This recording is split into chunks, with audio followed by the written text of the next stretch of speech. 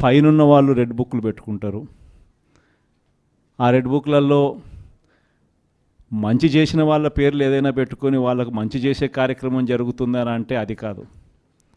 Red బుక్లలో ఎవరిని తొక్కాలి, ఎవరిని నాశనం చేయాలి, ఎవరి ఆస్తులు ధ్వంసం చేయాలి, ఎవరి మీద కేసులు పెట్టాలి అనే అంశాల మీద రెడ్ బుక్కులు తయారు చేసుకొని పై స్థానంలో ఉన్న వాళ్ళు రెడ్ బుక్కుల పేరుతో అరాచకాలు సృష్టిస్తూ దొంగ కేసులు పెడుతూ ఎలా ఇరికించాలి అని చెప్పి ఆరాట పడుతూ విధ్వంసానికి పై స్థాయిలో వాళ్ళు పాటుపడతా ఉంటే కింది స్థాయిలోకి వచ్చేసరికి ఎవరెవరి స్థాయిలో వాళ్ళు కూడా రెడ్ బుక్కులు తెరవడం మొదలుపెట్టారు.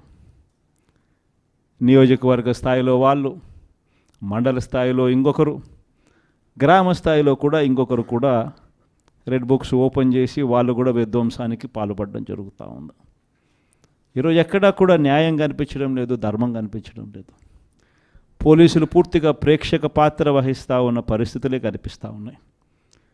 మొట్టమొదటిసారిగా ఈరోజు పోలీసుల సమక్షంలోనే పోలీసులు దగ్గరికి ఎవరైనా కూడా మాకు అన్యాయం జరిగిందని చెప్పి పోలీసుల దగ్గరికి వెళ్ళి కేసు పెట్టడానికి మనం ప్రయత్నం చేస్తే ఎదురు కేసులు మన వారిపై కూడా వాళ్ళే పెట్టే పరిస్థితులకి ఈరోజు కనిపిస్తూ ఉన్నాయి. ఎలాంటి దారుణమైన పరిస్థితిలో ఈరోజు వ్యవస్థలు కూడా ఉన్నాయనంటే అన్ఫార్చునేట్గా మనకు ఒక ఈనాడు, ఒక ఆంధ్రజ్యోతి, ఒక TV5 ఇలాంటి గోబల్స్ ప్రచారం చేసే మాధ్యమాలు కూడా మన దగ్గర లేవు.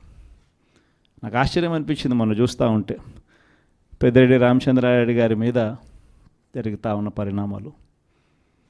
అసలు ఎక్కడో పేపర్లు ఏదో కాలిపోయాయి అంటే ఏదో ఆఫీస్లో, అధికారంలోకి వచ్చిన తర్వాత 2 నెలల తర్వాత ఏదైనా ఆఫీస్లో పేపర్లు కాలిపోతే, లేకపోతే ఏదైనా కారణం చేత ఆ పేపర్లు కాలిపోతే ఆ పేపర్లో కాలిపోయిన దానికి రామచంద్రారెడ్డికి ఏం సంబంధం?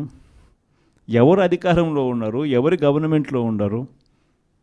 అందులో ఒక చోట పేపర్లు కాలిపోతే కింద ఆఫీసులలో పేపర్లు దొరుకుతాయి, పైన కలెక్టర్ల ఆఫీసులలోనూ పేపర్లు దొరుకుతాయి, RDO ఆఫీసులలో పేపర్లో కాలిపోతే MRO ఆఫీసులలో పేపర్లు దొరుకుతాయి, MRO ఆఫీస్లో దొరుకుతాయి, పైన కలెక్టర్ల ఆఫీసులో దొరుకుతాయి, పైన దాంతకన్నా పైన HOD ఆఫీసులలో కూడా దొరుకుతాయి. ప్రతిదీ కూడా డిజిటైజ్డ్ అయిపోయిన పరిస్థితులు కనిపిస్తూ ఉన్నప్పుడు హార్డ్ డిస్క్లు లేవా, సర్వర్లలో ఉండవా? వీళ్ళే ఏదో చేస్తారు, దొంగ కేసు మళ్ళీ వాళ్ళ మీద పెడతారు, పెట్టి మన వాళ్ళ